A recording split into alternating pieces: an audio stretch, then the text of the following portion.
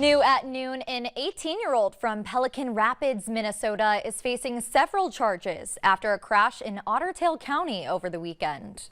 The Otter Tail County Sheriff's Office identified the driver as Brock Thomas Hasling.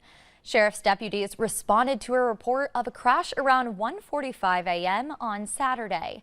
Court documents say the passenger called emergency officials because he was injured and stuck inside the vehicle. He also said that Hasling left the scene and went to a home nearby. When officers arrived on scene, they found a pickup truck with significant damage that had crashed into trees. The passenger had to be airlifted to the hospital. Officers went to a nearby home and arrested Hasling, and he is charged with criminal vehicular operation, DWI, leaving the scene of a crash and obstructing the legal process.